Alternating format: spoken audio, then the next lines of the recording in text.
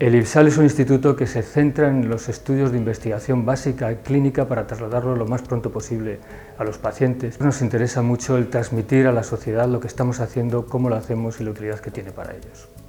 Novartis comparte con el IBSAL, con la Junta de Castilla y León, así como con otras instituciones y organizaciones, un interés genuino por fomentar la responsabilidad individual de cada uno de nosotros en el cuidado de la salud.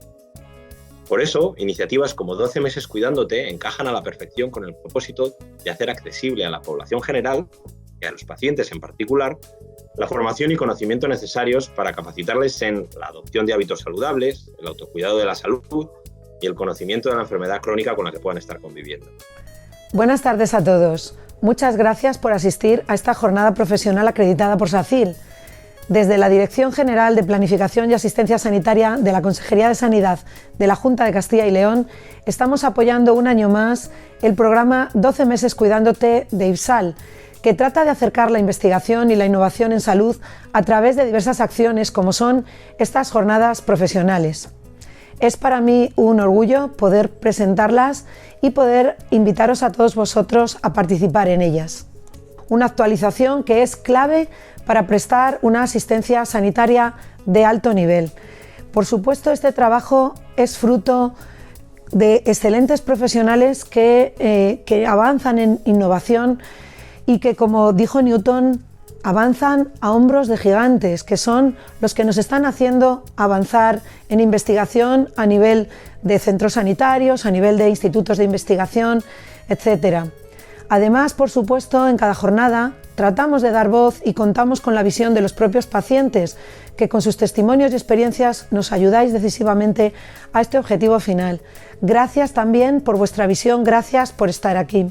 Además, tenemos la suerte de que esta actividad está siendo valorada muy positivamente por los profesionales en un momento de muchísima dificultad, en la que el trabajo ha sido muy intenso, en el que vivimos una situación de una presión asistencial increíble, pero a pesar de todo ello sabemos que los profesionales estáis queriendo participar en iniciativas innovadoras, en iniciativas formativas que, como decía antes, benefician claramente a los pacientes y también nos benefician a nosotros que como ya he dicho, vamos caminando a hombros de gigantes que tenemos muy cerca. Buena jornada y muchas gracias a todos.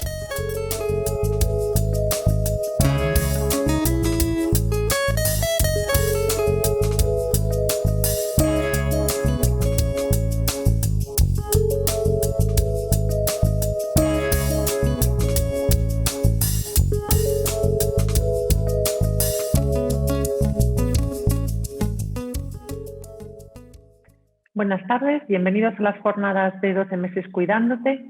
Tengo el honor de presidir la mesa 1 dedicada a la psoriasis por segundo año consecutivo. Se va a dedicar toda una tarde a esta enfermedad, a la psoriasis, y en esta primera mesa, que la vamos a dedicar a actualización en psoriasis, vamos a intentar un poco hablar de cosas sobre innovación. Y contamos con 3 ponentes, desde mi punto de vista, pues muy importantes, que nos van a intentar actualizar en 3 temas de mucho interés. La primera de ellas va a ser la doctora Carmen Delgado, del Hospital Clínico Universitario de Valladolid, que nos va a hablar de la psoriasis y el hígado graso no alcohólico. Como todos sabéis, en nuestras consultas vemos muchos pacientes con esta comorbilidad y como dermatólogos tenemos que ser capaces tanto de identificarla como saber rápidamente derivar al de digestivo. En segundo lugar, desde Salamanca, desde el Complejo Asistencial Universitario de Salamanca, la doctora Carmen Fraile nos va a actualizar sobre los tratamientos sistémicos en pacientes pediátricos. La psoriasis no es tan común en la edad pediátrica, pero como dermatólogos tenemos que estar actualizados en estos tratamientos para la edad pediátrica. Y por último, la doctora Sara Calleja, inmunóloga del Complejo Asistencial Universitario de León, nos va a hablar sobre el COVID y la psoriasis, es decir, sobre todas estas interacciones y a nivel inmunológico, que puede existir entre estas dos patologías. La doctora Calleja, que es inmunóloga, yo he tenido el placer de escuchar en muchas ocasiones, pues es una excelente ponente y vais a ver cómo es capaz de hacer fácil lo difícil y nos va a hacer comprender a todos los niveles estas dos patologías muy bien. Y agradecer a Novartis, que por segundo año participa en estas jornadas, y al IPSAL, que ha sido capaz de organizar y ponernos a todos de acuerdo en estas grabaciones y en estos vídeos que vais a escuchar. Y sin más, doy paso a los ponentes y daros la bienvenida a estas jornadas y espero que disfrutéis y aprendamos todos mucho juntos. Un saludo.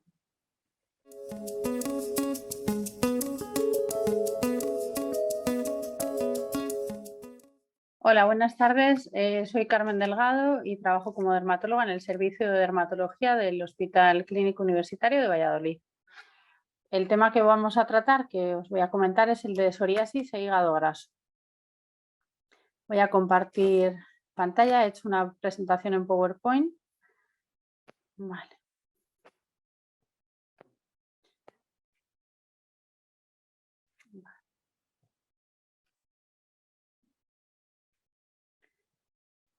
Bueno, pues vamos a hablar de psoriasis e hígado graso.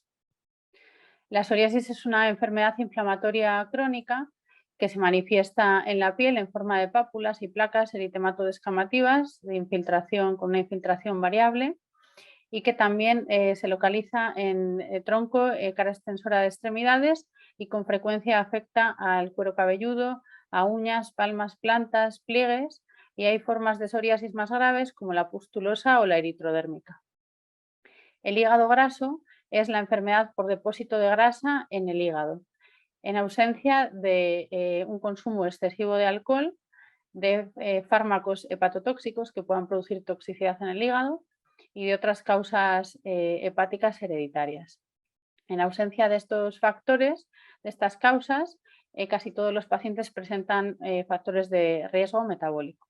Aunque la comorbilidad más conocida de la psoriasis es la artritis psoriásica, la psoriasis se puede asociar a muchas comorbilidades, entre ellas el hígado graso. Anteriormente a esta comorbilidad se la denominaba hígado graso no alcohólico y actualmente el término que se debe utilizar es hígado graso metabólico. El hígado graso metabólico en la actualidad es la causa más frecuente de enfermedad hepática en nuestro medio. Se ha propuesto a la inflamación crónica como un factor etiológico común a la psoriasis y el hígado graso metabólico. Se ha observado un vínculo común asociado a factores de riesgo metabólico como son la diabetes tipo 2, la dislipemia, la hipertensión arterial y la obesidad. La resistencia a la insulina es el mecanismo fisiopatológico que comparte el hígado graso y el síndrome metabólico. La prevalencia de hígado graso metabólico en la población general es del 20 o 30%, pero en pacientes con psoriasis afecta incluso a entre 1,5 y 3 veces más que la población general. Y en pacientes con una psoriasis más grave afecta al 50% de los mismos. En este término de hígado graso metabólico no se hace referencia al alcohol, como hemos comentado anteriormente, y lo que hay que demostrar es un depósito de grasa en el hígado. Entonces, en esta entidad lo que se habla más es de una disfunción metabólica. En cuanto al curso de la enfermedad hepática, inicialmente hay que diferenciar entre esteatosis hepática, que es el depósito de grasa en el hígado, sin existir ahí ningún daño en las células del hígado, es decir, en los hepatocitos, y hay que diferenciarlo de la esteatohepatitis, en la que además sí que existe una inflamación y un daño de los hepatocitos, de las células del hígado. Tras la esteatohepatitis se puede evolucionar la enfermedad a una fase de fibrosis e incluso de cirrosis con las complicaciones que puede manifestarse después. Los pacientes con hígado graso también tienen un riesgo más aumentado de enfermedad cardiovascular, que esta es la principal causa de mortalidad. También, como he comentado en la diapositiva anterior, tienen más riesgo de desarrollo de esteatohepatitis, cirrosis, con sus complicaciones, incluso desarrollo de hepatocarcinoma. En cuanto a esta relación entre hígado graso metabólico y psoriasis, comentar que se ha visto una mayor frecuencia de hígado graso metabólico en nuestros pacientes con psoriasis y en esta hepatopatía lo que se ve es que hay una disregulación de las citocinas entre las citocinas proinflamatorias y antiinflamatorias. En ambas enfermedades, en el hígado graso metabólico y la psoriasis, hay un aumento del factor de necrosis tumoral alfa, de la interleuquina 6, de la interleuquina 1, de la leptina. También se ha visto implicada la interleuquina 17 y hay otras citocinas antiinflamatorias que están disminuidas como la adiponectina. También se ha visto que hay una relación entre psoriasis y síndrome metabólico y ambos son factores patogénicos del hígado graso. Por tanto, la psoriasis se ha visto que es un predictor significativo de fibrosis en el hígado. También hay una relación clara epidemiológica entre obesidad y psoriasis. Esta relación es bidireccional. Los pacientes con psoriasis tienen más riesgo de obesidad y los pacientes obesos tienen más riesgo de psoriasis. El hígado graso es más frecuente en los obesos, principalmente con obesidad central, donde hay un tejido adiposo que es metabólicamente más activo que la grasa subcutánea.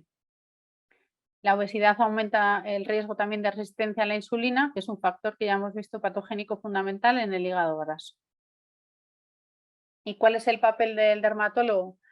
Pues debemos conocer, en primer lugar, que la prevalencia de hígado graso en los pacientes con psoriasis es una prevalencia que es elevada. Debemos identificar sus factores de riesgo, que principalmente están relacionados con los componentes del síndrome metabólico que antes he comentado, con la diabetes tipo 2, la obesidad, la dislipemia y la hipertensión arterial. También destacar que las alteraciones bioquímicas muchas veces son poco evidentes en nuestros pacientes, incluso hay pacientes que presentan hígado graso con una bioquímica hepática normal, un porcentaje entre un 15 e incluso un 30-39% de los pacientes. Por tanto, si hay componentes de síndrome metabólico, está indicado, como luego veremos, realizar una prueba de imagen incluso con una analítica normal. También debemos tener en cuenta que los fármacos sistémicos, los fármacos convencionales clásicos que utilizamos para tratar la psoriasis, pueden producir hepatotoxicidad, toxicidad en el hígado. Y esta toxicidad, por ejemplo, por metotrexate es superior en pacientes con psoriasis respecto a otros procesos crónicos inflamatorios. Entonces, ante una elevada prevalencia de hígado graso y de esteatopatitis en la psoriasis, se aconseja descartar la existencia de esteatosis, sobre todo previamente a iniciar un tratamiento sistémico, sobre todo en los pacientes en los que veamos que tiene factores de riesgo de síndrome metabólico. En cuanto a las terapias biológicas que empleamos para la psoriasis, se ha visto que parece que no tienen un efecto agravante sobre el síndrome metabólico y sobre el hígado graso. ¿Y cómo podemos diagnosticar la enfermedad? Pues es una enfermedad infradiagnosticada porque generalmente, salvo en casos más avanzados, pues carece de síntomas o signos que permitan sospecharla. Y la analítica, como antes he comentado, no es un buen predictor porque hay pacientes que presentan transaminasas normales, dentro de la normalidad. Por tanto, el diagnóstico se basa en demostrar la presencia de esteatosis, es decir, del depósito de grasa en el hígado, mediante biopsia hepática o pruebas de imagen. Y siempre hay que excluir otras causas generales de enfermedad hepática, como comenté anteriormente, descartar medicamentos hepatotóxicos y consumo de alcohol. En cuanto a la biopsia hepática, sería la prueba de elección, pero es una prueba costosa que puede producir complicaciones y por tanto actualmente no se realiza de forma habitual. Y lo que más se aconseja es realizar pruebas de imagen como ecografía TAC o resonancia magnética nuclear. Entre estas tres, la de elección sería la ecografía, la de primera línea, por ser más accesible e inocua. También es importante recordar, es muy importante que ni las alteraciones que veamos en la analítica, o sea, la bioquímica hepática, ni las pruebas de imagen nos permiten distinguir entre esteatosis y esteatohepatitis, ni diagnosticar o descartar una fibrosis en el hígado. Por tanto, en la actualidad se han desarrollado unos biomarcadores, como por ejemplo son el NAFLD Fibrosis Score o el FIB4, que se calculan de forma muy fácilmente a través de unas fórmulas que incluyen 2 de las 3 transaminasas, en varios de ellos edad, plaquetas, albúminas. Son sencillos de realizar y ambos tienen una elevada sensibilidad y especificidad en la detección o exclusión de fibrosis avanzada. Por tanto, las recomendaciones actuales para detectar hígado graso en nuestros pacientes son realizar una ecografía abdominal y una bioquímica hepática a todos los pacientes en los que veamos que presentan resistencia a la insulina o factores de riesgo de síndrome metabólico. Este es un algoritmo sacado de una de nuestras revistas de dermatología, de actas, en el que nos explica esto. Ante un paciente con diagnóstico de psoriasis en el que veamos una resistencia a la insulina o factores de riesgo de síndrome metabólico, lo ideal es realizar una ecografía abdominal y una analítica. Si en la ecografía se detecta depósito de grasa, valoramos la analítica. En los casos en los que la analítica está elevada y hay depósito de grasa en la ecografía, en estos casos deberemos derivarlos al especialista de digestivo, al hepatólogo. También debemos derivar a nuestros pacientes al hepatólogo en casos en los que haya en la ecografía abdominal depósito de grasa y aunque las transaminasas sean normales, si el biomarcador que hemos pedido, que actualmente el que más utilizamos es el FIB4, si en estos casos, si el FIB4 es superior o igual a este nivel, que sería 1,30, en esos casos también los debemos derivar al digestivo. Si confirmamos el diagnóstico de hígado graso metabólico, pues hay que colaborar con medidas generales, explicar al paciente, llevar unos hábitos correctos alimentarios y generales y en nuestro caso también ajustar nuestros fármacos en caso de que aumenten las transaminasas. Y siempre recordar que en una primera valoración, aunque en esa primera valoración no detectemos un hígado graso, no excluye que pueda aparecer a lo largo de los años, con lo cual siempre tenemos que estar un poco alertas ante cambios en la analítica, signos bioquímicos de daño hepático o si vemos que el paciente desarrolla un síndrome metabólico. Por tanto, siempre hay que seguir valorando al paciente en este aspecto. En cuanto al tratamiento del hígado graso metabólico, actualmente no hay un tratamiento específico. Sí que se ha visto que el ejercicio físico y la pérdida de peso superior al 7-10% produce una mejoría histológica de la enfermedad. Hay que aconsejar al paciente, lógicamente, que evite el consumo de alcohol, grasas saturadas y bebidas edulcoradas con fructosa. Como conclusiones, pues comentar que el hígado graso es la principal causa de enfermedad hepática en nuestro medio, que debemos saber que los pacientes con psoriasis tienen mayor prevalencia y también gravedad y peor pronóstico de esta enfermedad y que el pronóstico, muy importante, viene condicionado sobre todo por la presencia de la esteatohepatitis y de la fibrosis hepática. En la atención dermatológica debemos hacer despistaje, evaluar este riesgo de desarrollo de hígado graso. Recordar también que la patogenia, en lo que se basa la relación de psoriasis y hígado graso, es ese estado de inflamación crónica de bajo grado y la resistencia periférica a la insulina. El dermatólogo, por tanto, debe conocer la elevada prevalencia de hígado graso en los pacientes con psoriasis y esa mayor posibilidad de desarrollo de esteatohepatitis y sobre todo en las formas graves de la enfermedad y en aquellos pacientes con factores de riesgo de síndrome metabólico. La presencia de hígado graso condiciona nuestra elección también terapéutica y hace recordarnos pues, también que monitoricemos los fármacos que pueden producir toxicidad en el hígado. Los pacientes con psoriasis y resistencia a la insulina o factores de riesgo de síndrome metabólico deben realizarse una evaluación específica de hígado graso, es decir, lo que hemos comentado, evaluación mediante ecografía abdominal y una bioquímica hepática. Y una vez que está confirmado el diagnóstico de hígado graso, debemos remitir al paciente al hepatólogo para control y seguimiento de su enfermedad. Muchas gracias, espero que les haya servido la presentación.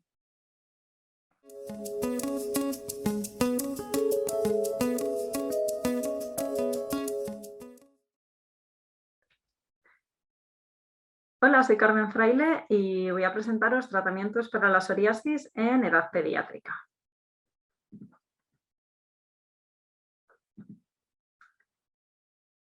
Como os he dicho, soy Carmen Fraile, adjunto del Servicio de Dermatología del Complejo Asistencial Universitario de Salamanca y actualmente responsable de la consulta de dermatología pediátrica.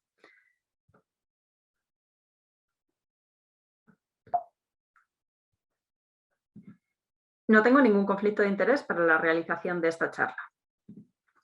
El objetivo de la misma es realizar una breve descripción y revisión de los tratamientos disponibles para la psoriasis pediátrica, o, mejor dicho, para los niños con psoriasis, porque cada uno es diferente y tendremos que diseñar y consensuar el plan de tratamiento tanto con los pacientes como con sus familias. La psoriasis afecta entre el 0,5 y el 1,2% de todos los niños y adolescentes. 1 de cada 3 psoriasis se desarrollan en la infancia, es decir, que 1 de cada 3 pacientes que presentan psoriasis han tenido el primer brote de esta enfermedad en la edad pediátrica, siendo un 4% de todas las dermatosis que se desarrollan hasta los 16 años, es decir, que de 10 pacientes que vemos en la consulta por alguna causa de dermatosis, 4 presentan psoriasis. Es una enfermedad inflamatoria sistémica que asocia comorbilidades importantes. El riesgo de desarrollar comorbilidades se duplica en estos niños con respecto a sus iguales. Tienen el doble de riesgo de sufrir alguna de estas comorbilidades, como la dislipemia, hipertensión, hígado graso, que incrementan el riesgo cardiovascular a lo largo de la vida de estos pacientes. Además, es una enfermedad con gran impacto en la calidad de vida. Estos niños tienen más riesgo de sufrir depresión, bullying, estigmatización social.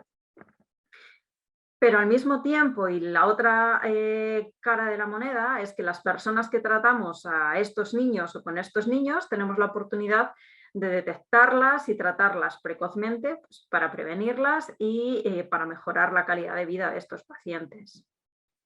Y porque los niños no son adultos en pequeñito, los planes de investigación pediátrica emitidos por la Unión Europea requieren ensayos clínicos específicos realizados en población pediátrica para la aprobación de estos nuevos medicamentos. Si bien es cierto que en general se realizan estos estudios posteriormente a la experiencia en adultos por seguridad. Así que antes de entrar en la parte de tratamiento, destacar estas 3 ideas fundamentales. Que la psoriasis es una enfermedad frecuente, que conlleva comorbilidad y gran carga emocional, y que disponemos de protocolos de investigación específicos en edad pediátrica que garantizan tanto la seguridad como la eficacia de estos nuevos tratamientos. En el tratamiento de la psoriasis disponemos de 4 grandes grupos de tratamiento. Serían tópicos, fototerapia, sistémicos clásicos y biológicos. Los tópicos son las sustancias que aplicamos sobre la piel inflamada. Vienen en forma de crema, loción, champú. Los más frecuentemente utilizados son queratolíticos, corticoides, análogos de vitamina D e inmunomoduladores. Los queratolíticos, como la urea o el ácido salicílico, los utilizamos para eliminar la hiperkeratosis o la lámina blanquecina que presenta la placa de psoriasis. Los corticoides, de diferente potencia y en diferente presentación, son la piedra angular del tratamiento y es el antiinflamatorio por excelencia que utilizamos en la piel. Los análogos de vitamina D poseen actividad tanto antiinflamatoria como antiproliferativa y evitan que la placa de psoriasis se haga gordita. Y los inmunomoduladores también ejercen una acción antiinflamatoria en la piel, pero por otro mecanismo diferente. Estos 4 diferentes tipos de tratamientos tópicos muchas veces los combinamos entre ellos para que ejerzan una acción sinérgica y se disminuyan los efectos secundarios de los mismos. Otros menos utilizados son los retinoides tópicos o los derivados de la brea. Y como pone en la diapositiva, los utilizamos en psoriasis leves o poco extensas. El segundo grupo de tratamiento sería la fototerapia. La fototerapia es una técnica que utilizamos para aplicar luz ultravioleta sobre la piel inflamada. Disponemos de la modalidad ultravioleta B, fundamentalmente de banda estrecha, UVB-BE de banda estrecha, y la pubaterapia, que es la aplicación de ultravioleta A asociada a un soraleno. P de soraleno, UVA de ultravioleta A. ¿Y qué es un soraleno? Pues es una sustancia fotosensibilizante que bien puede aplicarse sobre las placas de psoriasis cuando está localizada, o bien puede tomarse en forma de pastillas previamente a la sesión de fototerapia y hace que el tratamiento con luz ultravioleta sea más efectivo.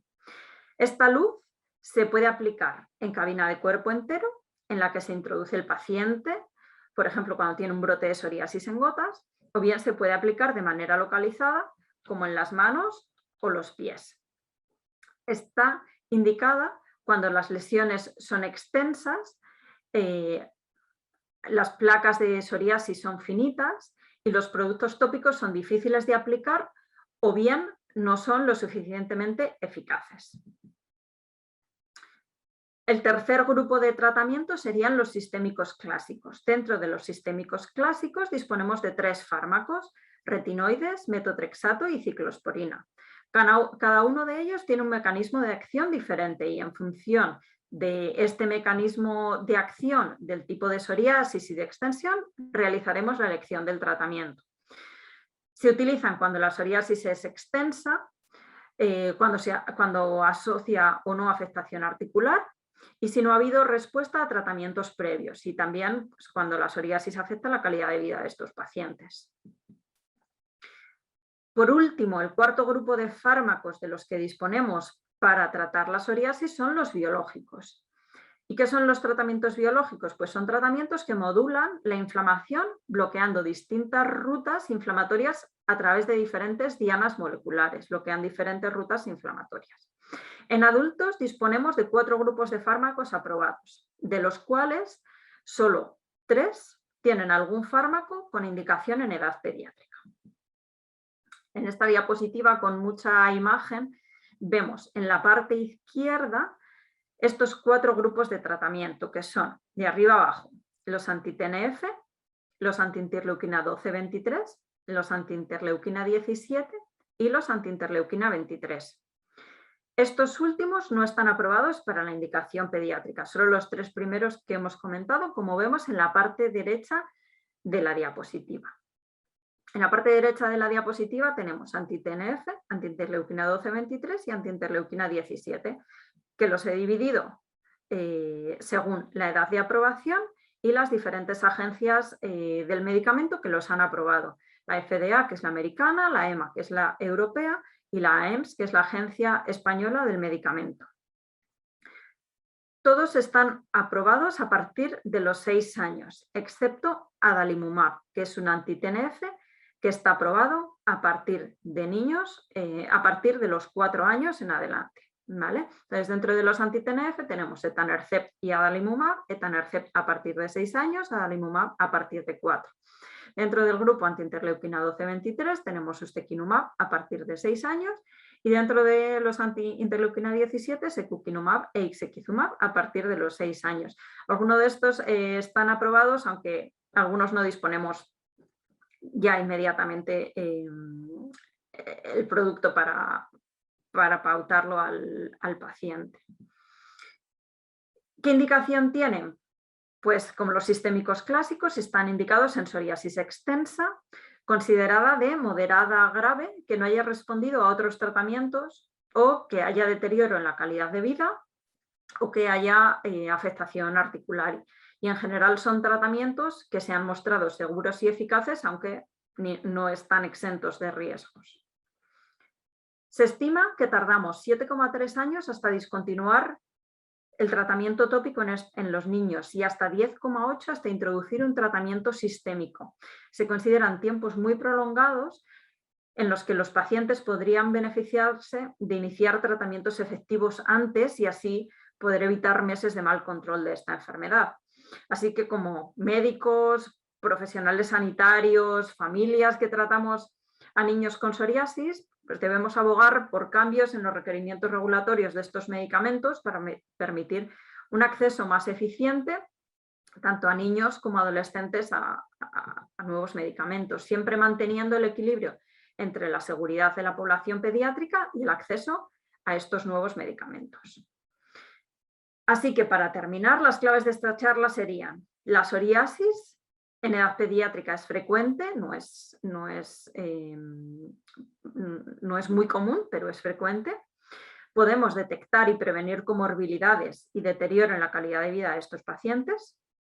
Disponemos de un amplio arsenal terapéutico avalado con datos de seguridad y eficacia.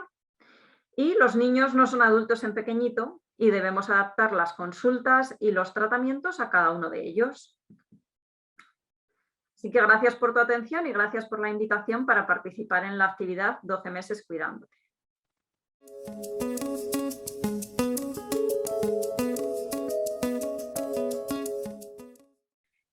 Hola, soy Sara Calleja Antolín, soy médico especialista en inmunología y trabajo como facultativo en la unidad de inmunología del Complejo Asistencial Universitario de León.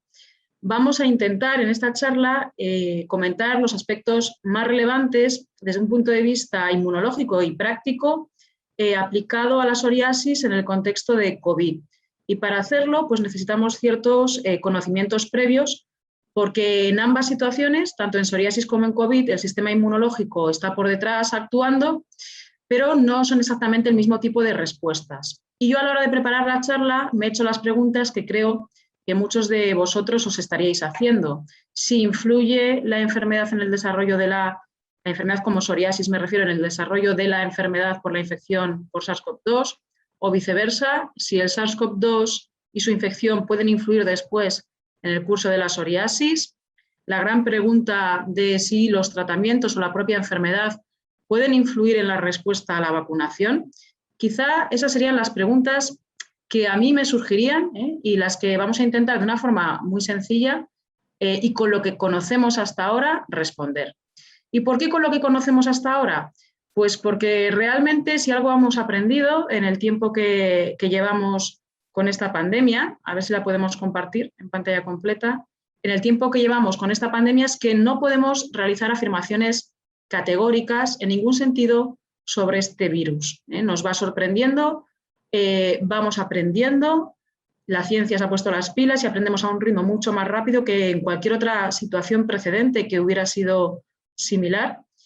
Y para esto, como os digo, vamos a hacer un pequeño repaso, ¿no? No nos compliquemos mucho con esta diapositiva, pero sí que tenemos claro que la psoriasis es una enfermedad inmunomediada. Es decir, la psoriasis es un ataque de nuestro sistema inmunológico, de nuestro ejército del cuerpo, a alguna parte de nuestro organismo. En esta diapositiva, como os voy señalando con el puntero, tenemos que ver que todo en psoriasis comienza local. Localmente, ¿dónde? En la piel. Es una enfermedad que comienza siempre en la piel. En gente genéticamente susceptible, algún factor ambiental, unos mejor establecidos que otros, hacen que se produzca una respuesta inmunológica de esa propia piel, del epitelio de la piel, que finalmente va a conllevar a una respuesta de reclutamiento de unas células llamadas linfocitos T helper, que serían como el último paso de la respuesta inmune. La respuesta inmune tiene varios pasos. El primero es la inflamación y el último es el reclutamiento de linfocitos T. En la psoriasis, aunque se produce siempre primero inflamación, parece que tiene mucha relevancia patogénica el paso final. Es decir, los linfocitos T helper, concretamente unos que reciben el nombre de T helper 17, son los que están muy implicados en la propia generación de la lesión de la placa de psoriasis. Y de hecho, terapéuticamente, las dianas más recientes se focalizan en bloquear esos linfocitos T helper o los productos que producen y que los comunican, que son citoquinas como la interleuquina 17, la interleuquina 23, etc. Está claro entonces que es inmunomediado. Si nos centramos de una forma sencilla en la inmunología de la COVID-19, veremos que, por supuesto, al ser una enfermedad infecciosa, que entra a través de la vía aérea, de la vía ORL, es decir, nasosinusal y posteriormente respiratoria, el epitelio mucoso que actúa como sistema inmunológico va a poner una primera respuesta, pero es que para eso está. Es decir, es cierto que en la COVID-19 es una infección y el sistema inmunológico está creado para luchar contra las infecciones. Inicia una respuesta local con esa primera respuesta que es la inmunidad innata, con ciertos mediadores que conocemos y que son comunes en muchas infecciones virales, y normalmente, cuando eso es bien controlado, esa respuesta consigue a un nivel local controlar la infección, pero posteriormente vamos a ser capaces de montar una respuesta que nos va a inmunizar y vemos esa señal de inmunización a base de reconocer que los pacientes infectados pues, han hecho anticuerpos, por ejemplo. Sin embargo, dentro de esa respuesta se producen un montón de mediadores inflamatorios que os sonarán, la interleuquina 6, la interleuquina 1 beta, el TNF-alfa, que cuando no somos capaces de generar una buena respuesta inmunológica frente al coronavirus, en algunas personas con ciertos factores de riesgo, esta respuesta inflamatoria es excesiva.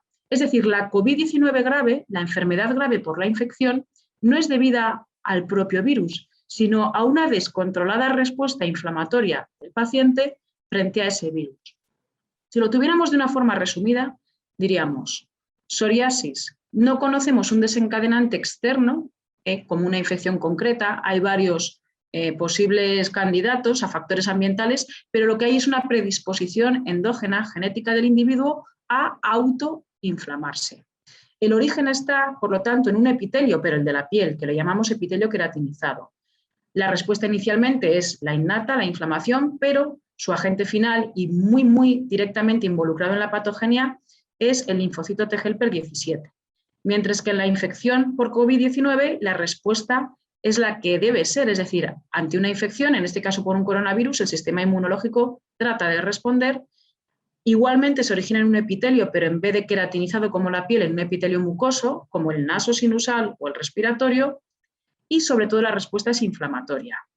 Finalmente vamos a formar anticuerpos y linfocitos T específicos que nos van a inmunizar. Pero cuando esta respuesta inflamatoria no está bien controlada y se disregula y es excesiva, es entonces cuando se produce esa situación que hemos hablado, que se llama tormenta de citoquinas, en la que el exceso de respuesta inflamatoria, IL-1 beta, TNF-alfa o IL-6, están detrás de la patogenia. Los pacientes graves por COVID-19 están hiperinflamados.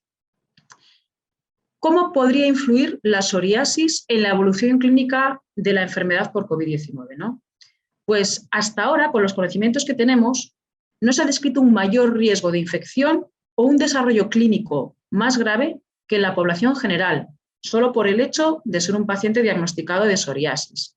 Si bien es cierto que en los pacientes con psoriasis es frecuente encontrarse algunas comorbilidades, principalmente factores de riesgo cardiovascular, como puede ser la obesidad, también un paciente con psoriasis que además sea un hombre mayor de cierta edad, son factores de riesgo ya independientemente de la psoriasis que se han descrito como factores de riesgo de una COVID más grave. Por lo tanto, tenemos que saber que algunas comorbilidades que condicionan factores de riesgo de COVID están presentes en una parte importante de la población con psoriasis. Pero la psoriasis por sí misma no se ha visto que sea un factor de riesgo de mayor gravedad o de mayor tasa de contagio por COVID. Otra cuestión sería, ¿los tratamientos que llevan los pacientes con psoriasis incrementan el riesgo a una mala evolución de la infección por COVID? Pues de forma general no condicionan una peor evolución. No existe un tratamiento único para psoriasis, existen múltiples, pero de forma general podríamos decir que no incrementa una peor evolución. De hecho, incluso se ha hipotetizado un posible efecto beneficioso de algunos de los tratamientos, porque como hemos dicho, la psoriasis es una enfermedad en la que la respuesta inmunológica ataca al propio individuo. Y sabéis que los pacientes con COVID grave están siendo tratados con fármacos que bajan su respuesta inmune. Por ejemplo, los corticoides, ¿no? Son la base del tratamiento de los pacientes con COVID moderado o grave, o incluso algunos anticuerpos monoclonales que bloquean algunas citoquinas inflamatorias se están utilizando en estos pacientes. Por lo tanto, se ha dicho quizá que de base los pacientes con psoriasis tengan estos tratamientos. ¿Puede ser que tuviera algún efecto beneficioso en ellos para no desarrollar una COVID grave? Bueno, ahí dejamos la pregunta. Y al revés, un paciente que haya tenido la COVID-19, ¿cómo va a evolucionar su psoriasis? Bueno, pues hay casos descritos de inducción de brotes en pacientes que ya tenían diagnosticado una psoriasis, pues tras la infección por COVID desarrollan brotes. Esto es lógico, puesto que es un factor estresante, tanto psíquico como emocional, y sabéis que ya de forma general, en más del 80% de los casos de brotes de psoriasis hay detrás un desencadenante estresante. La COVID-19 se comportaría igual. Pero es más curioso que hay casos descritos de desarrollo de brotes de psoriasis en gente que previamente no tenía un diagnóstico de psoriasis. Son casos puntualmente descritos en la literatura y no parece algo masivo. No hay evidencia de que el haber pasado la infección por COVID-19 modifique posteriormente ni la evolución ni la respuesta a los tratamientos para la psoriasis que estos pacientes estaban recibiendo. La última pregunta ya sería, ¿influye la psoriasis en la vacunación? ¿Afecta a la vacunación la enfermedad? No, no hay descrito o no hay evidencia de que los pacientes con psoriasis respondan peor o con menor eficacia a las vacunas frente a COVID. O al revés, por sus tratamientos, ¿afectan de forma general? No. Hay inferencias desde estudios en otros pacientes que reciben tratamientos inmunosupresores como trasplantados, en los que sí se ha evidenciado que puede haber una disminución de la respuesta, pero es que esos tratamientos no son exactamente los mismos que reciben los pacientes con psoriasis. Depende mucho del mecanismo de acción. Y no todos los tratamientos tienen el mismo. Hay otros factores como la edad, comorbilidades o riesgo epidemiológico que han ido situando a los pacientes con psoriasis en diferentes grupos en la estrategia de vacunación, que si tercera dosis, que etcétera. Bueno, vemos que esto es muy variable en el tiempo, las estrategias de vacunación, y que la tendencia es a intentar poner una tercera dosis ya no solamente en ciertos grupos, sino probablemente en la población general. Lo que tenemos que saber y estar seguros es de que no hay contraindicación ni por la enfermedad en sí mismo ni por el tratamiento respecto a la vacuna. Y que se recomienda a los pacientes con psoriasis, y ahora más que nunca, ponerse además la vacuna de la gripe estacional.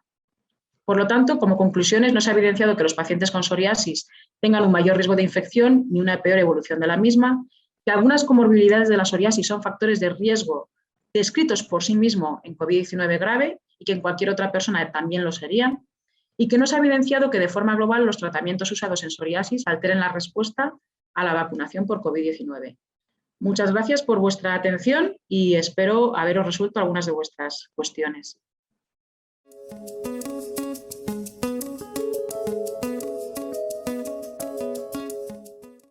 Buenas tardes. Muchas gracias al IPSAL por organizar estas reuniones. También muchas gracias a Novartis por permitir hacerlas.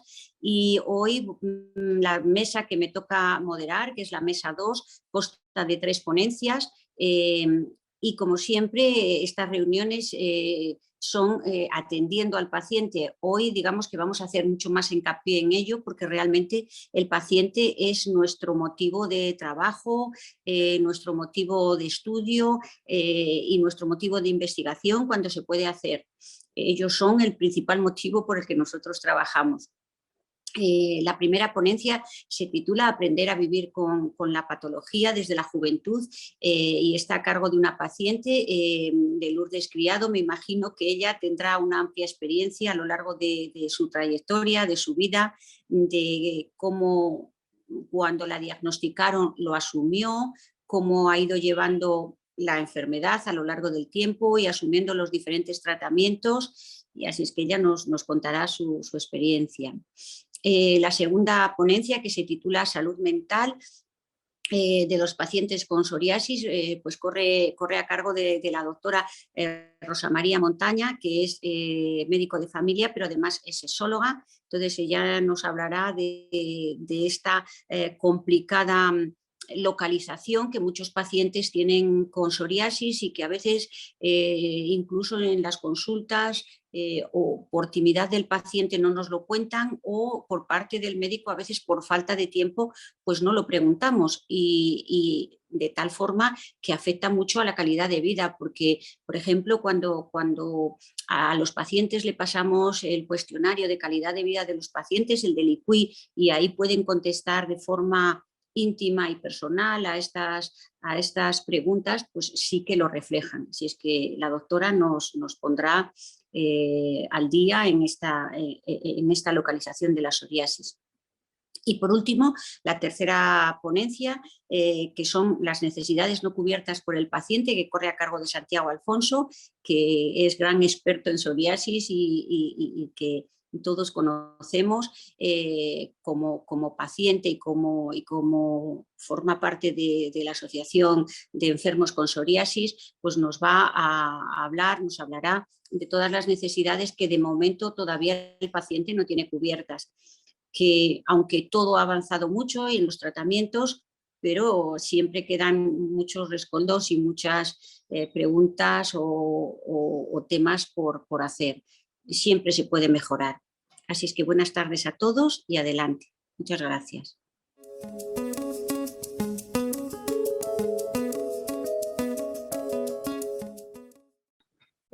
Hola, soy Lourdes y soy paciente de artropatía diagnosticada con artropatía psoriásica desde hace 11 años. En estos momentos tengo 54.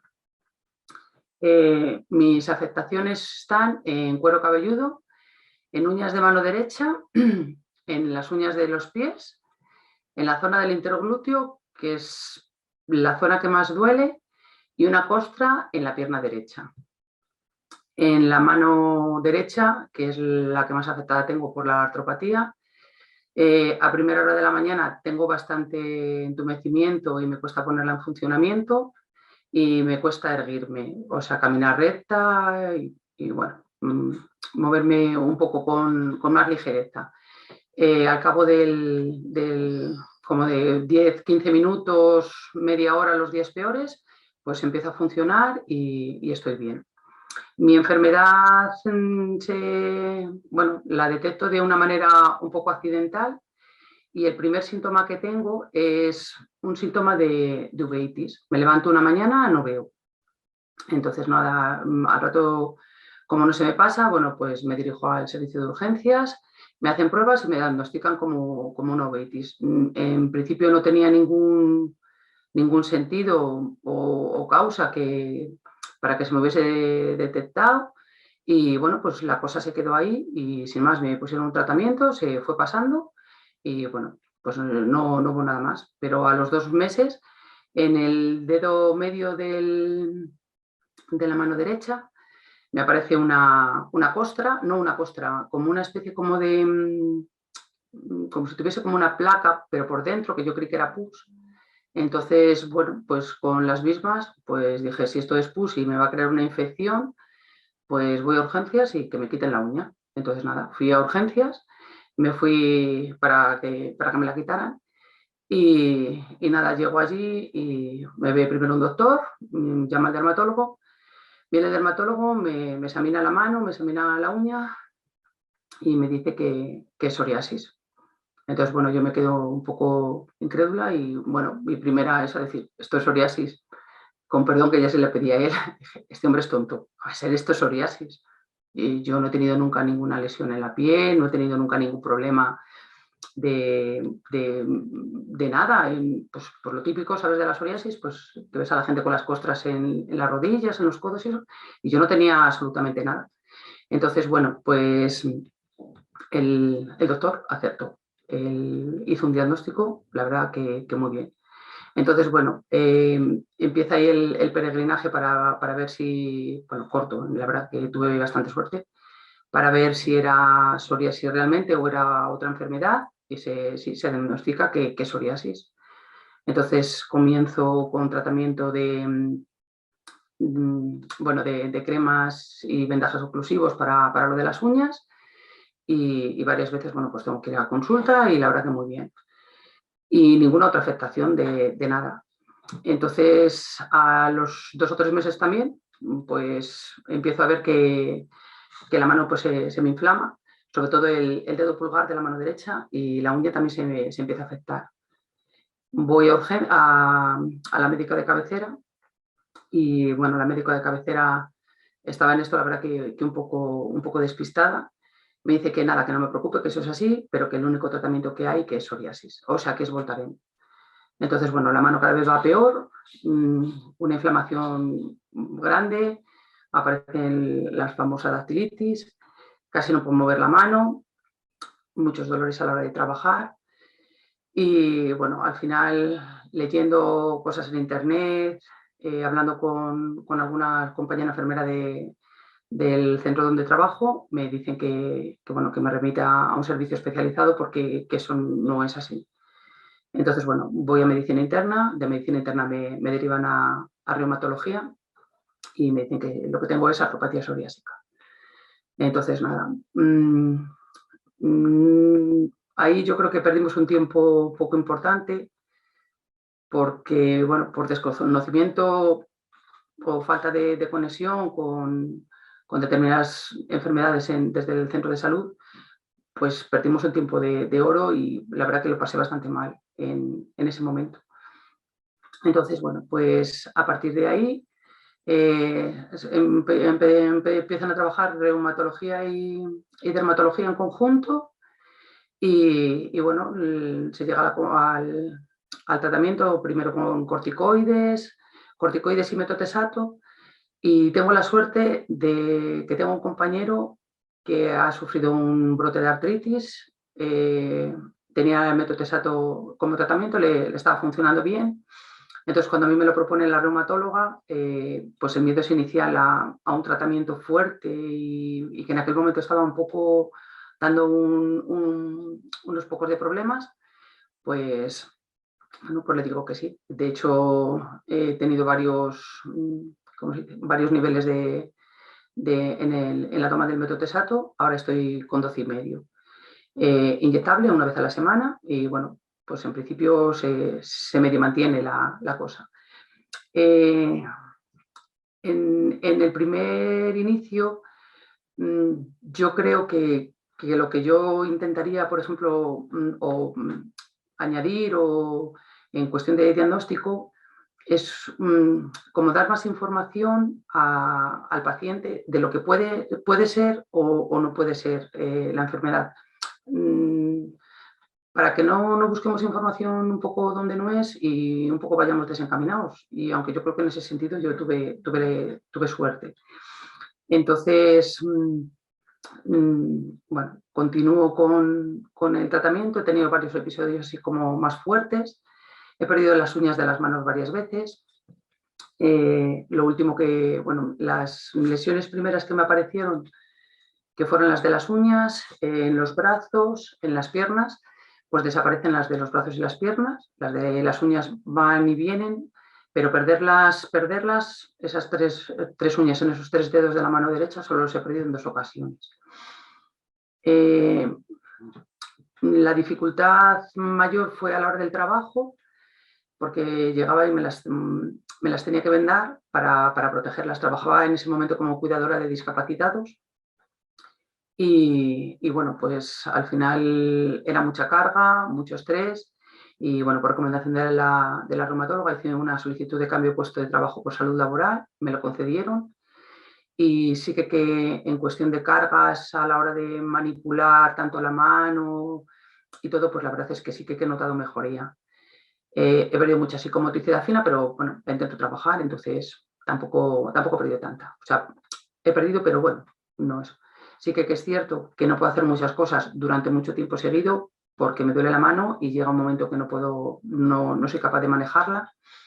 No he vuelto a tener la incapacidad que tuve al principio de que no me podía abrochar, por ejemplo, el sujetador, no podía subir una cremallera, no podía abrocharme un botón, no podía abrir un tetrabric de leche. Ese algunos días se pone un poco modorro y bueno, entonces hay cosas adaptadas para ello. Y bueno, pues nada, he ido aprendiendo a vivir con la enfermedad. El doctor Unamuno, lo recuerdo la frase porque la verdad que me impactó cuando me dijo el diagnóstico que tenía. Lo que me dijo es, bueno, su enfermedad no tiene cura, pero de esto no se muere. O sea, se va a morir con esto, pero de esto no se muere. Entonces, bueno, yo había tenido una pérdida familiar importante en ese momento y digo, bueno, pues dentro de lo malo, si no me muero de esto, pues bueno, pues está bien. Entonces, me quedo con el positivo. Me moriré con esto, pero no me muero de esto. Y la reumatóloga me dijo, cuanto mejor tratas de vivir con ello, dice, mejor te ve la enfermedad. Entonces yo dije, adelante. He intentado seguir haciendo mi vida normal, o sea, dentro de la normalidad, lo que puedo. Pues si me tengo que parar, paro. Me he tenido que rapar la cabeza varias veces para que funcione bien el tratamiento, porque si no con el pelo largo no funciona. No me ha importado, el pelo es pelo. Y la verdad que te encuentras algunas veces, que es lo que más te llega así a lo mejor a deprimir o hundir, un poco con la incomprensión de la gente que te rodea. Que, pues, ¿por qué te cortas tanto el pelo? Pues estás así fea, pues se te notan mucho las heridas. Pues vaya mano, es que da no sé qué, un poco de grima mirarte. Pero bueno, pues yo aprendí a vivir con ello. Entonces, me tengo que cortar el pelo porque tengo la afectación más importante como ahora, pues yo me lo corto. ¿Que tiene que ser más corto? Pues más corto. No pasa nada. El estilar parece que es gomina. Hay que tomarlo así.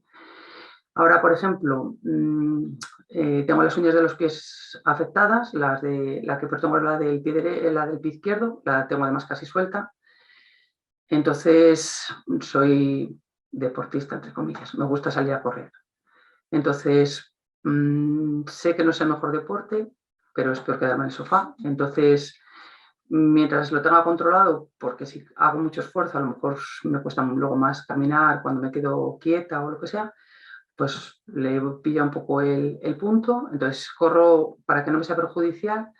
Y ahora lo que hago con las uñas de los pies es que primero las vendo con esparadrapo y después me coloco unos calcetines de dedo para que no se desprendan, ayuda a que no se desprendan. Y bueno, he modificado un poco la pisada para proteger del dolor, pero bueno, espero que no vaya más. Entonces, hacer deporte me ha ayudado por muchas causas. Primero, porque lograba desconectar. Segundo, porque después de todo el tratamiento fuerte inicial del principio, que lo dejé porque estaba muy cansada, empecé a, bueno, primero, claro, no salía casi, pues empecé a engordar, la prendisona, o sea, me inflamé, parecía un muñeco de algodón, sobre todo las muñecas me notaban mucho. Entonces, como que entras un poco ahí, entré un poco en retroceso y sin embargo, pues el volver a correr y el poder volver a salir y a encontrarme mejor, pues me ayudó. Y nada, pues sigo corriendo a día de hoy. Intento controlar la dieta para, bueno, pues para no coger peso, porque el peso está claro que me va fatal. Y bueno, en mi grupo de correr conocí a Mami, mi amiga y dermatóloga, entonces en los kilómetros que hemos hecho juntas y que hacemos juntas, pues me han servido de mucha terapia, pues bueno, pues para desahogarme. Ella pues me ha dado tranquilidad, o muchas veces, bueno, pues yo le contaba, pues estoy bien, o sea, bueno, pues tengo esta uña, pero bueno, no me duele, o bueno, pues me tengo que cortar más el pelo, pero no pasa nada. Entonces yo creo que me ayuda mucho el hablar de la enfermedad, entonces la tengo normalizada y hablo mucho de ella, no me importa, se la cuento a todo el mundo. Entonces, bueno, estoy respaldada por un equipo médico en el Hospital de Salamanca, que la verdad que no tengo ninguna queja, tanto de dermatología como de reumatología.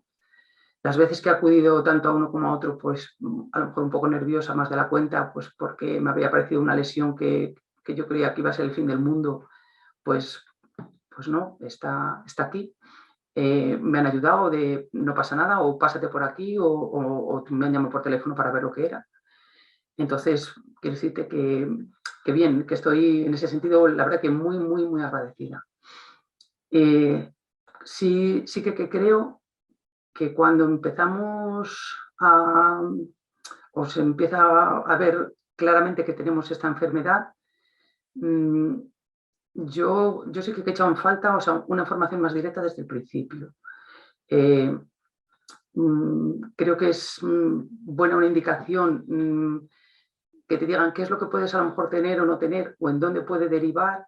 Pues si te encuentras, que yo entiendo que no todo el mundo tiene que saber de todo al mismo nivel, pues eso, que vas a tu centro de salud, pues que el médico de cabecera, pues sabiendo un poco la orientación que tú tienes, te pueda orientar, te pueda decir o dar tranquilidad para no atascar un servicio en el hospital y sepa realmente cómo, no sé, cómo ayudarte médicamente, ¿no? Y luego también yo creo que sería importante, sobre todo al principio, una ayuda un poco psicológica o apoyo moral, es que no sé cómo decirlo, o de un especialista o de alguien que te cuente, bueno, pues que a lo mejor es verdad que no tiene cura, pero que se ve la luz, que hay épocas y en las que se sale o más airoso o menos airoso, cuesta más o cuesta menos, pero bueno, que puedes seguir haciendo vida normal y que es algo normal el que te rasques, aunque intentas no hacerlo. Y bueno, pues que sí, que muchas veces te llenas de caspas, de costras. Que las uñas, yo por ejemplo era lo único que me pintaba o me arreglaba, pues bueno, pues ahora hay épocas que están las manos un poco indecentes, pero no me da vergüenza ya enseñarlas. Al principio no es que me diera vergüenza, es que por no contestar a la gente otra vez y lo que sí que tienes y tal, como que trataba de esconder mis manos. Entonces, bueno, pues no sé. hay que aprender a vivir con ello. Entonces, bueno, pues a día de hoy, quitando lo de la afectación de las manos, o sea, de las uñas de los pies, y lo de la mano, la rigidez por la mañana, y que, por ejemplo, ahora no tengo la capacidad de cerrar la mano tanto como la izquierda, pues no sé, me resulta a lo mejor muchas veces dificultoso apretar un cuchillo, pelar una naranja, pero bueno, pues si no es de una manera, es de otra.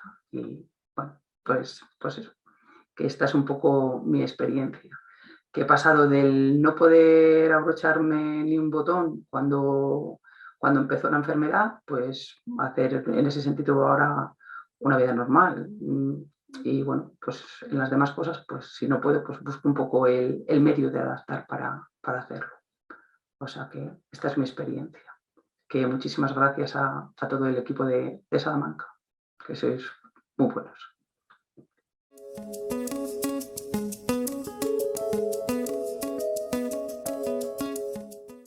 Pues muy buenas tardes a todos los que estáis escuchándonos. Me presento, soy Rosa Montaña, médico y sexóloga desde hace 17 años. Y para mí es un placer estar aquí con todos vosotros, sobre todo porque vamos a hablar de un tema que todavía sigue siendo un poquito tabú. Y me vais a decir, ¿cuál es el tema? Pues os diría que el sexo. De hecho, todavía aquí en España y en otros países, asumiría que también, tenemos todavía 3 temas que son complicados. Uno es el sexo, otro es cuánta pasta ganamos y otra qué es lo que comemos. Pero fijaros que si algo tiene en común la psoriasis y el sexo es que ambos siguen siendo bastante tabú y que todavía la gente, bueno, pues puede percibir o tener una idea porque conoce a alguien, porque tiene algún familiar o incluso algún amigo que le contaron, pero ni siquiera se atreven a preguntar, porque eso de ver ciertas escamas, de ver lesiones en la piel, empieza a aparecernos nuestros fantasmas, los mismos que van a aparecer cuando estemos hablando del sexo. ¿Y qué sucedería si de repente juntáramos los 2 temas? Si juntáramos el sexo y la psoriasis, pues que no deja de ser todavía un tema todavía más tabú. Sobre todo porque en la Facultad de Medicina o cuando tenemos una especialidad nadie nos habla sobre el sexo. Y de hecho si hablamos sobre el sexo es un poquito sobre ciertas patologías, que si tengo una disfunción eréctil, una eyaculación, un vaginismo, que no me entra, que me duele, que me falta el deseo, pero siempre lo hablamos desde la patología, cuando no lo hablamos desde el deseo y desde el placer, sobre todo desde el permiso. Y hoy lo que vamos a hacer aquí con todos vosotros es que vayamos viendo permisos, porque esos permisos le vais a vivir no solo en el sexo, sino primeramente en un permiso hacia, por y para vosotros. Porque si yo me veo delante del espejo y no me gusto, va a ser bastante difícil que la gente que te pueda estar viendo o te esté amando e incluso deseándote pueda conseguir sentir eso mismo. Así que los primeros que tendremos que desearnos somos nosotros. Y el deseo ya es otra cuestión, porque en el deseo van a entrar multitud de factores, desde las circunstancias que han sucedido, cómo nos llevamos con nuestra pareja, si nos encontramos solos, qué percepción o circunstancias sobre una verdad o una realidad tenemos acerca de qué es lo que está sucediendo, y en la psoriasis nos va a suceder igual. ¿Qué es lo que sucede cuando tenemos un brote? ¿Lo escondemos o lo aceptamos? ¿Conseguimos rabiarnos? ¿Estamos irascibles por lo que ha sucedido? Incluso nos preguntamos que por qué nos está sucediendo a nosotros o lo planteamos como un para qué. Deberíamos de poder conseguir respondernos a esas preguntas, sobre todo porque podemos verbalizarlo. Y sobre todo, cuando no solo lo veamos a lo mejor en nuestros codos o incluso en ciertas pliegues, sino que podamos verlos en nuestros genitales. Todavía cuesta ver de repente placas en el que nos da vergüenza porque puedan tener sexo oral con nosotros o que incluso tengamos placas detrás en la espalda y que podamos percibir que pudiéramos tener una penetración por detrás, ya sea vaginal o anal. Madre mía, eso es lo que cuesta y simplemente no deja de ser piel, deja de ser escamas, pero tenemos que aceptar qué es lo que significa y que no la psoriasis nos está poniendo ninguna etiqueta en nosotros. Porque aquellas personas que realmente les interesemos, nos deseemos, van a conseguir aceptarnos del mismo modo que si nos sobran 20 kilos, que si tenemos los ojos azules o vamos mejor o peor peinado. ¿Estás conmigo?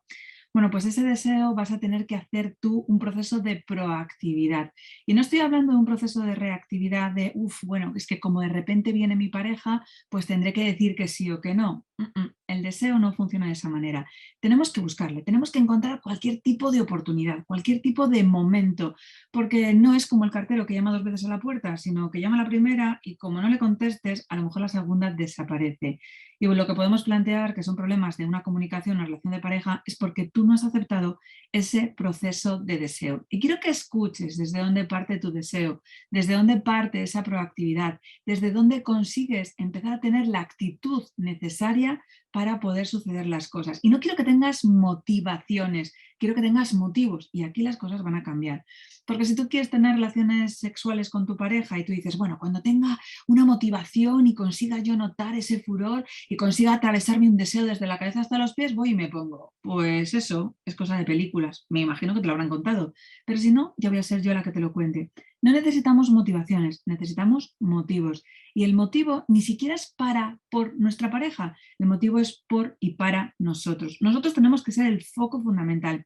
Antes hablábamos de que nos teníamos que aceptar, que nos teníamos que querer, que teníamos que mirarnos al espejo y sentirnos que, hostias, es que soy de puta madre, es que estoy sumamente cachondo solo por mirarme. Y sí, aunque te parezca soberbio, aunque te parezca inoportuno, es lo que te han contado, es lo que esta sociedad te ha dicho. Tú no eres menos simplemente porque tengas una serie de lesiones, que yo tengo pecas y otro pueda tener otra serie de cosas, y celulitis, y tengo grasa, y tengo miles de cosas. Pero si tú no aceptas y vas todo el rato pensando que es que yo soy un paciente psoriásico, te estás jodiendo la vida porque tú no eres un paciente psoriásico. Tú tienes un brote de psoriasis o no le tienes, pero es algo circunstancial, es algo temporal, que puede ser más alto, que puede ser más bajo, que hay medicamentos por ahí de sobra como para que los dermatólogos puedan conseguir ayudarte, pero es algo circunstancial. Por lo tanto, en tu proceso de actitud tendrás que tener no una motivación de repente decir, wow, hoy estoy subido, hoy estoy deprimido. No, tendré que tener un motivo y ese motivo es quererte. Porque cuando tú te quieres va a ser muy fácil tener sexo con la pareja. Porque ¿qué termina siendo el sexo? ¿Qué es? ¿Una penetración? ¿Un beso? ¿Una caricia? ¿Una mamada? ¿Qué es lo que es el sexo? No deja de ser el encuentro con dos personas y a veces el sexo puede ser muchísimo más fluido, incluso más intenso y más íntimo cuando es una conversación o una mirada que un encuentro erótico. Un encuentro erótico no deja de ser el permiso que te vas a admitir, depende de cómo sean tus tabúes. Yo te estoy hablando de mamada y alguno casi se habrá hecho de cruces. Bueno, pues chicos, esto es lo que hay. La circunstancia, el vocabulario que utilizamos hace también que las circunstancias de nuestra cabeza sean. Recuerda una cosa, lo que crees, lo creas. Y según creas, creces. Por lo tanto, ¿por qué en el sexo no podemos hacerlo? ¿Y si cambiáramos nuestros pensamientos? ¿Y si empezáramos a creer otro tipo de ideas con un proceso de un pensamiento muchísimo más abundante? ¿Qué pasaría? ¿Lo cambiaríamos todo? Yo estoy segura. Tú crees algo habitualmente en los pensamientos negativos, quién me va a querer, cómo me van a follar de esta manera, es que tengo placas, cómo voy a utilizar el proceso de mi cuerpo y entonces las cosas cambian. No te asustes, no te ruborices, simplemente empieza a plantearte que podrías tener otro tipo de pensamientos mucho más positivos, porque eres mucho más que una piel, eres mucho más que un cuerpo y tu piel va a ser el orgasmo más erótico que vamos a poder conseguir de tener todas estas situaciones. Así que no lo dejes en unos genitales, no lo dejes en unas placas, tú eres mucho más. Por lo tanto, cambia ese pensamiento y cambiarás tu actitud. Y en el momento en que cambia tu pensamiento, empiezas a sentir de otra manera determinada. Ya no eres un bicho raro que tienes placas, eres alguien que de repente se merece, y esa es la palabra que quiero que te quede en la cabeza después de esta charla, merecimiento. Hostia, te lo mereces todo y simplemente porque has nacido, porque estás aquí, porque estás en este mundo y te lo mereces, y te mereces no solo quererte a ti, sino que te quieran, pero para eso tendrás que decirlo y tendrás que pedirlo. Igual que con ese cambio de actitud vas a poder cambiar, pedir el sexo. Y si te apetece que te la chupen, pues lo dirás. Que te aparecen de repente tener relaciones sexuales con aquella persona que tú deseas y quieres, te lo dirán. Joder, Rosa, y si me dicen que no, pues si te dicen que no, acepta el no y piensa si el no te lo están diciendo a ti, que es al quién, al qué o al cuándo, pero acéptalo y piénsalo, porque no vas a poder gustar a todo el mundo. Y si lo que estabas pensando es que gustabas a todo el mundo, hostia, todavía creemos en el ratoncito Pérez. No es verdad. Vas a tener una serie de situaciones en las que actuarás con personas con las que sí que gustarás y personas a las que no gustarás, personas que entenderán y personas que no te entenderán, pero para que te entiendan, para que sientan cuáles son tus emociones, para que tú no te aísles, pues tendrás que conseguir contarlo, pero todo parte de nosotros. Si nosotros nos aislamos, si nosotros no nos damos permiso, si nosotros no reconocemos las situaciones que son más oportunas, no se va a cambiar nada. Y en el momento en que lo cambies una sola vez, todo cambiará. Por lo tanto, si tienes dificultades desde el punto de vista erótico, no aceptación, hostia, habla con tu médico, pregúntalo, cuéntale, busca profesionales, localízame, no sé, haz algo que cambie la vida, pero no sigas quejándote, no sigas planteándote, es que yo no puedo, yo no valgo, es que qué cosa, porque solo estaríamos hablando desde el victimismo y tú no puedes ser ninguna víctima, tú tienes que ser el responsable de tu vida en todas las facetas de tu vida. Igual que lo has hecho seguramente desde el punto de vista profesional, pues puedes hacerlo exactamente igual desde el punto de vista de la pareja y desde el punto de vista del sexo. Así que no me vengas poniendo excusas, no me justifiques que hay un proceso de psoriasis, no. Si tú quieres tener la actitud de lo que te mereces, del tipo de vida personal, profesional, de pareja y sexo que realmente te mereces, vete absolutamente a por todas. Es cuestión de merecimiento. Con el merecimiento lo tenemos todo. Si no hacemos nada, nos quedaríamos con la resignación. Ahora sí, me gustaría preguntarte, después de esto que te he contado, ¿con qué te vas a quedar tú? ¿Con el merecimiento o con la resignación? Yo lo tengo claro, ha sido un placer estar contigo, pero plantéatelo, no lo dudes, no te quedes aquí con un momento de motivación e inspiración, transfórmate y la única persona que puede hacer el cambio eres tú. Muchísimas gracias.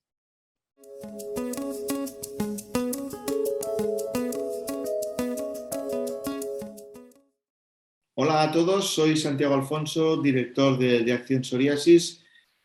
Por segundo año estamos hablando de psoriasis y primero agradecer al IPSAL que haya realizado esta nueva jornada de psoriasis, esta tarde tan intensa de psoriasis, y agradecer también a todos los ponentes anteriores todas sus ponencias, todo su trabajo, no solamente el de hoy, sino todo el que desarrollan en beneficio de los pacientes con psoriasis. Y un agradecimiento especial a dos personas, a Cristina González y a Pilar Armero, que se han encargado de la organización de estas jornadas. Si me permitís, en este punto voy a compartir mi pantalla. Como decía, soy Santiago Alfonso, el director de Acción Psoriasis, asociación de pacientes y familiares de psoriasis, que la mayoría de vosotros ya conocéis. Os vengo a hablar de las necesidades de los pacientes con psoriasis. Para conocer las necesidades de los pacientes es necesario tener un método que analice esas necesidades, esas expectativas, para poder encauzar nuestras actividades. Eso es lo que hizo Acción Psoriasis hace unos años. Realizó una encuesta sobre las necesidades de los pacientes con psoriasis, una muestra amplia que nos permitía saber, como digo, cómo quieren ser atendidos los pacientes, qué necesidades tienen y qué expectativas en torno a su enfermedad. Y algunos datos importantes que arroja la encuesta. Nos habla de que tenemos a pacientes fuera del sistema, pacientes que no hacen nada por su enfermedad, a pesar que, como nos han explicado, es una enfermedad grave, compleja, incapacitante, sistémica, con un fuerte impacto, y aquí debemos hacer una llamada a la activación de los pacientes. En esas diapositivas hablamos de porcentajes de pacientes fuera del sistema, pacientes infratratados y pacientes que necesitan una atención más amplia. También hablamos de insatisfacción en los tratamientos de los pacientes. Hasta un 47% de los pacientes se sienten insatisfechos con su tratamiento, no están encontrando la respuesta que necesitan. Y luego, sobre todo, temas de apoyo a la enfermedad, un tema fundamental. Pocos pacientes refieren a que reciben apoyo fuera de lo que es la relación con su dermatólogo. Necesitamos más apoyo en los pacientes. Y la encuesta también nos dice algo que ya sabemos y que hemos ido hablando todas las jornadas, que es cómo afecta la enfermedad. Es una enfermedad que está presente las 24 horas del día y que afecta a todas las esferas. Y eso lo hemos de tener presente. Entendemos que ante una consulta de psoriasis, con el tiempo que tenemos con nuestro dermatólogo, a veces con nuestro reumatólogo o con nuestro médico de atención primaria, el diagnóstico de la psoriasis ya es un fuerte impacto, a veces el paciente desconecta, pero surgen muchas dudas, muchas palabras, exageración, biológico, interleuquina, sistémico, artritis. Entonces, bueno, aquí, ¿qué hace la asociación? Pues intentar facilitar esa información que a veces no tenemos tiempo de entender, de asimilar en la consulta. Al final, la relación con nuestro médico a veces es de unos 40 minutos al año, pero el año tiene muchísimos minutos y en todos ellos se convive con la enfermedad. ¿Y quién informa a los pacientes fuera de la consulta? Bueno, un ejercicio es el de hoy, pero son pocos los ejercicios que hay, como el que estamos llevando a cabo con el IPSAL, pero son pocos. Si buscáis, las administraciones son pocas las que informan y al final el paciente pues no acaba recurriendo a Google. ¿Y cuál es la intención de la asociación? Pues si sabemos que el paciente es normal que acuda a Google, que acuda a Internet para buscar información, pues intentar estar en todos los canales donde el paciente busque. ¿Por qué? Porque nosotros ofrecemos una información veraz, una información contrastada, una información elaborada con los agentes sanitarios, con nuestros sistemas sanitarios de salud autonómicos, con el ministerio. Entonces, bueno, nosotros pretendemos ser ese centro de formación, información y empoderamiento al paciente. Y es el trabajo fundamental que muchas organizaciones venimos desarrollando. Y en Acción Psoriasis, pues los pacientes encuentran toda aquella información que a veces, como digo, no se nos da a la consulta. Desde un manual básico para el paciente, para entender qué es la enfermedad, aquellas preguntas clave, no solamente la psoriasis, sino también la artritis psoriásica, que es una de las enfermedades concomitantes más frecuentes de los pacientes con psoriasis.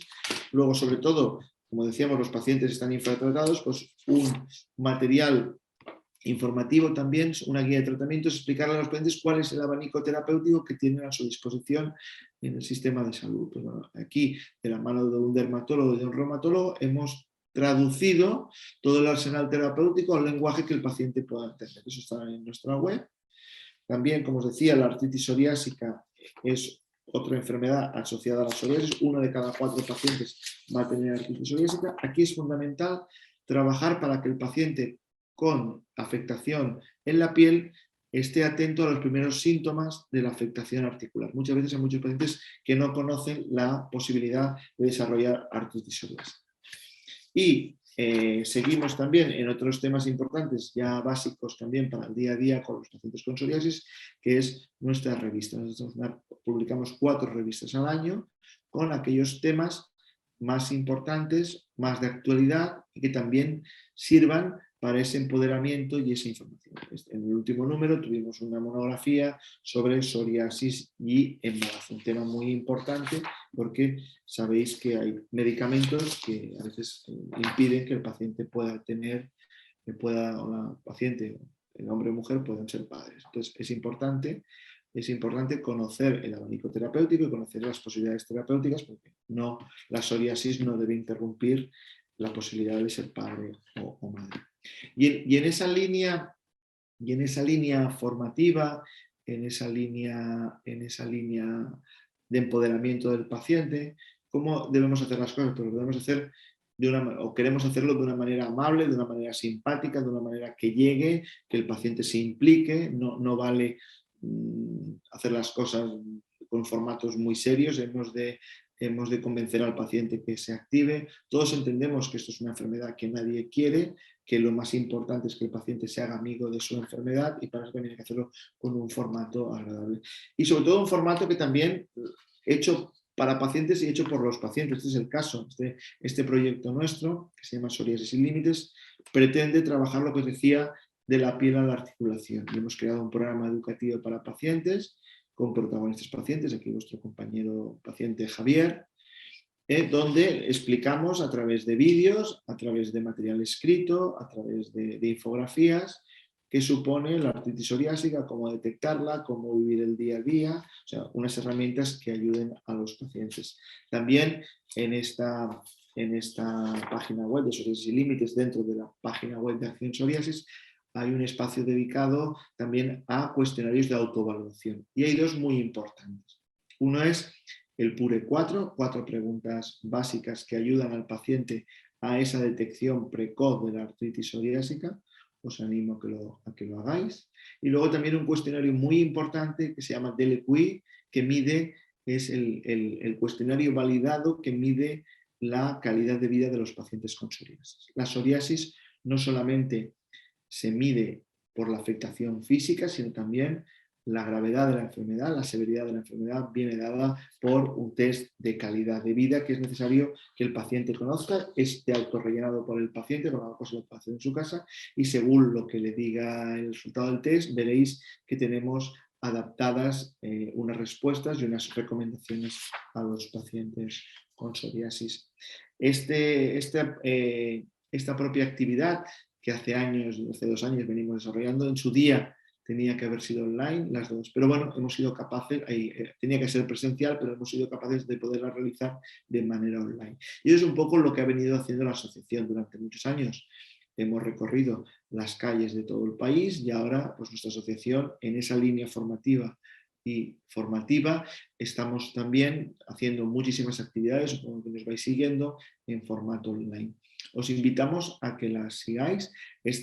Salimos del Día Mundial y esta jornada también, cuando nos llamaron del IPSAN, la quisimos englobar en el marco del Día Mundial, y ese Día Mundial ya no solamente un día, ya se ha convertido en varias semanas de celebración, por suerte, y aquí son las últimas actividades que hemos realizado bajo el lema Unidos Actuamos. Y ese Unidos Actuamos hoy también lo estamos haciendo, no solamente los pacientes van por un lado, no, vamos juntos de la mano, la ciencia, los pacientes, la ciudadanía, las administraciones, y aquí tenéis una muestra de aquellas actividades que hemos venido desarrollando, un abanico también multidisciplinar, donde veréis que hay dermatólogos, psicólogos, reumatólogos, médicos de primaria, enfermería, farmacia, un poco en esa multidisciplinaridad que requiere la psoriasis.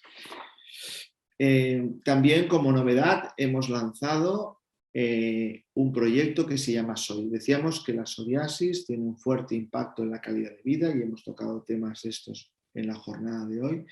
Y muchas veces este impacto en la calidad de vida no cuenta con los profesionales necesarios en la consulta. Los pacientes con psoriasis tienen un fuerte impacto, necesitan apoyo psicológico y a veces pues, el sistema sanitario, aunque lo tenga, muchas veces no llega a los pacientes con psoriasis. Y por eso hemos querido crear este espacio que se llama SOI. Es un espacio para dar herramientas a los pacientes, herramientas prácticas, consejos, diálogos con profesionales del mundo de la atención psicológica para que el paciente pueda llevar mejor su enfermedad. Y también Respuesta Psoriasis, otro proyecto que hemos lanzado estos días que pretende ser un poco esa enciclopedia formativa, ese programa formativo de los pacientes. Estos días estamos realizando unas jornadas con temas muy específicos con profesionales de primera línea que también acerquen esa formación, esa información fuera de la consulta. Hasta aquí mi presentación, mi ofrecimiento. Insistir en que los pacientes con psoriasis deben cuidar su psoriasis.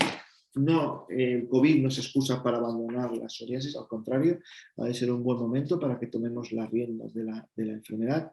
Hemos de luchar para que todos los pacientes tengan la mejor asistencia, la mejor innovación a su patología, y por eso también es importante que el paciente se convierta en el altavoz de su enfermedad. Y desde aquí, animaros a que compartáis la psoriasis con vuestro entorno, con vuestra familia, con vuestros amigos, para encontrar ese apoyo necesario para enfrentarla y para tener una mejor calidad de vida. Muchas gracias a todos y hasta pronto.